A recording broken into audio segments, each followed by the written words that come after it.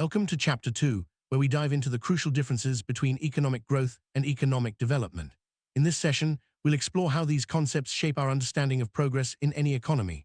While economic growth is often measured by numbers and statistics, economic development goes much deeper, encompassing quality of life, structural changes, and long-term progress. At the end of this video, you'll be able to distinguish between these two terms and understand why both are essential for a nation's prosperity. Let's begin by laying out the basic definitions and setting the stage for a detailed comparison. Economic growth is a term you'll hear frequently in news and policy discussions. It refers to the numeric and quantitative expansion of a country's economy, usually measured by increases in national income or per capita income. Growth is about the numbers, how much more a country produces or earns compared to before. It's a straightforward outcome, often seen as a sign of progress. However, it's important to note that economic growth alone doesn't always mean people's lives are improving. It's a narrow concept, focusing mainly on production and output. Economic development is a broader and more inclusive concept. It goes beyond numbers, looking at both quantitative and qualitative changes. Development includes improvements in infrastructure, technology, education, health, and overall social well-being. It's a continuous, long-term process that aims to enhance the standard of living for everyone. Unlike growth, development is harder to measure because it involves subjective factors like happiness and quality of life. It's comprehensive, covering all aspects of progress, not just economic output. Comparing economic growth and development, their nature stands out. Growth is a mere occurrence or outcome. It happens when numbers go up. Development, on the other hand, is a continuous, progressive journey. It's not just about what happens, but how and why it happens over time. Development reflects ongoing improvements in society, infrastructure, and living standards, making it a more meaningful measure of progress. Economic growth focuses solely on quantitative changes, such as increases in national income and per capita income. It's all about the numbers. Economic development, however, looks at both quantitative and qualitative changes. This includes shifts in infrastructure, technological advancements, and improvements in social well-being. Development paints a fuller picture of progress, capturing the essence of how people's lives are changing, not just the economy. Measuring economic growth is relatively easy. It relies on numerical and statistical parameters, making it straightforward to track. Economic development, on the other hand, is much harder to measure objectively. Since it involves subjective factors like quality of life and social progress, there's no single formula or statistic that captures it all. This makes development a more complex and nuanced concept, requiring a variety of indicators to assess. Scope of economic growth is quite narrow. It's confined to production limits and focuses mainly on output. Economic development, in contrast, is wide-ranging and comprehensive. It includes all aspects of progress, from infrastructure and technology to health and education. Development is an inclusive concept, aiming to improve every facet of society, not just economic performance. Economic growth can occur independently without structural development. This means a country's economy might grow, but its society doesn't necessarily improve. Economic development, however, depends on growth. Structural development is impossible without economic growth, as resources and output provide the foundation for broader progress. Understanding this interdependence helps clarify why both concepts are important for a nation's advancement. Accurately gauge economic development, 4 primary metrics are used. These indicators help us understand whether an economy is truly progressing in a healthy way. They include national income, real, per capita income, physical quality of life index, PQLI, and human development index, HDI. Each metric offers a unique perspective, combining economic, social, and health factors to paint a comprehensive picture of development. National income, especially when measured in real terms, tracks the aggregate output of an economy over time. It's a long-term macroeconomic indicator that reflects the total value of goods and services produced. By monitoring real national income, we can see whether a country is structurally developing and if its economic foundation is strengthening. This metric is crucial for understanding the overall health of an economy. Capita income measures the average income per person in a country. It links the size of the economy to its population, providing insight into how wealth is distributed. This indicator helps us understand whether economic growth is benefiting individuals or just increasing overall output. A rising per capita income usually signals improvements in living standards and economic well-being. Physical Quality of Life Index, or PQLI, focuses on non-monetary welfare pillars. It measures factors like education, life expectancy, and infant mortality, offering a more human-centered view of development. PQLI helps us see how well a country is providing for its citizens beyond just economic output. It's a vital indicator for assessing social progress and quality of life. Human Development Index, or HDI, is a global metric that combines economic performance, health parameters, and educational attainment. HDI is widely recognized as the definitive measure of development, offering a balanced view of progress. It considers not just how much a country produces, but how well its people are living and learning. HDI is essential for comparing development across nations. National income is often used as a standard indicator of economic development. When a country's real national income increases continuously over a long period, it's considered structurally developing. This steady rise signals that the economy is growing stronger and more resilient. However, it's important to look at the rate of increase as it reveals different phases of economic progress. High rate of rise in national income indicates rapid economic development. This phase is marked by robust execution and strong progress. Countries experiencing this rate are often seen as thriving, with improvements in infrastructure, technology, and living standards. It's a sign that the economy is moving forward quickly and efficiently. Lower rate of rise in national income means the economy is progressing, but at a slower, less optimized pace. This phase can indicate challenges or inefficiencies that are holding back growth. While there's still progress, it's not as strong or impactful as a high rate of rise. Understanding this phase helps policymakers identify areas for improvement. National income shows no rise or flatlines. The economy is stagnant. This phase reflects a state of equilibrium where there's no structural progress. Stagnancy can be a warning sign, indicating that the economy is stuck and not moving forward. It's important to address the causes of stagnation to reignite development. Decrease in national income signals absolute negative development or severe underdevelopment. This phase is critical as it reflects a decline in economic health and living standards. Addressing the causes of income decrease is essential for reversing negative trends and restoring progress. Policymakers must act quickly to prevent further deterioration.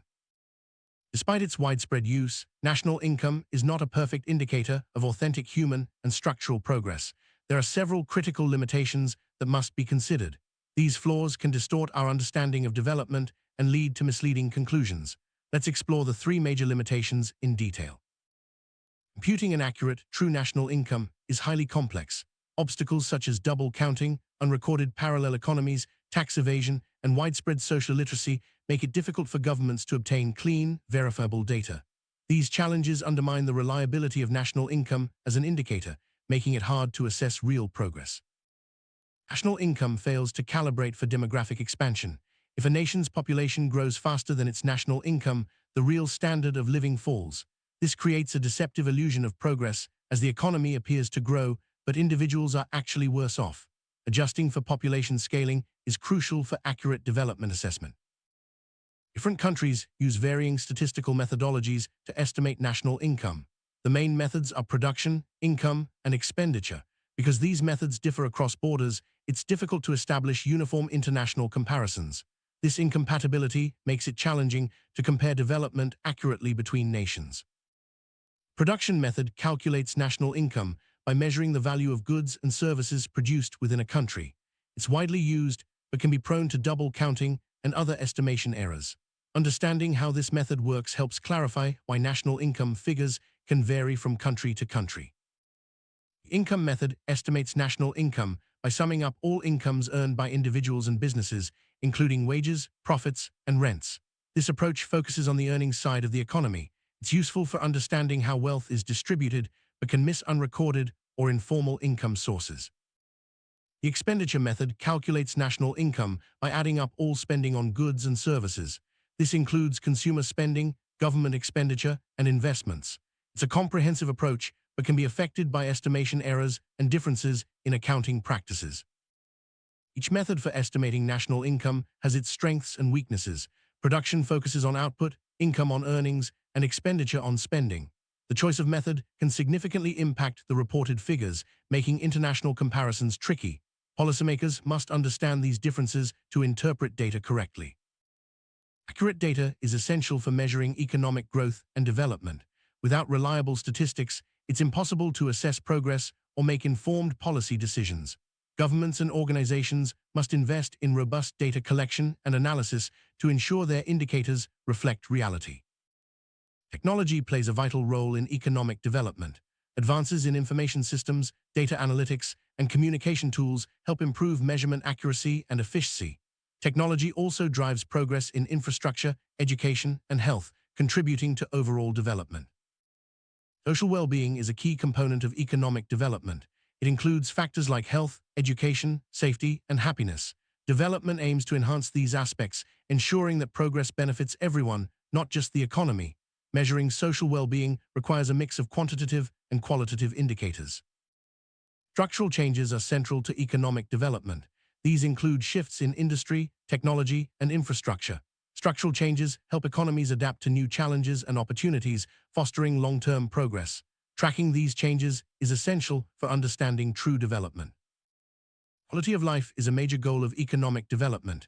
It encompasses health, education, environment, and personal fulfillment. Development seeks to raise the quality of life for all citizens, making progress meaningful and sustainable. Indicators like PQLI and HDI help measure these improvements. Education is a cornerstone of development. It empowers individuals, improves productivity, and drives innovation. Countries with strong educational systems tend to experience faster and more sustainable development. Investing in education is crucial for long-term progress. Health is another vital indicator of development. Improvements in healthcare, life expectancy, and infant mortality reflect progress in society. Healthy populations are more productive and resilient, contributing to economic growth and development. Infrastructure upgrades are essential for economic development. Improved roads, transportation, energy, and communication systems support growth and enhance quality of life. Investing in infrastructure helps economies become more competitive and resilient. Technological improvements drive economic development by increasing efficiency, productivity, and innovation. New technologies help businesses grow, create jobs, and improve living standards. Embracing technology is key to staying competitive in the global economy. Social progress is a fundamental aspect of development. It includes advances in equality, safety, and community well-being. Development aims to create societies where everyone can thrive, regardless of background or income. Measuring social progress helps ensure that growth is inclusive. Environmental sustainability is increasingly important in development. Sustainable practices ensure that progress doesn't harm the planet, preserving resources for future generations. Development must balance economic growth with environmental protection to achieve lasting prosperity. Governments play a crucial role in promoting economic development. Through policies, investments, and regulation, they help create conditions for growth and progress. Effective governance ensures that development benefits all citizens and addresses challenges like inequality and underdevelopment. The private sector is a major driver of economic growth and development. Businesses create jobs, innovate, and invest in infrastructure.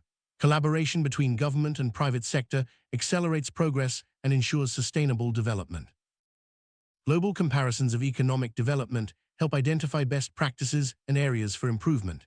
Metrics like HDI and PQLI allow countries to benchmark their progress against others.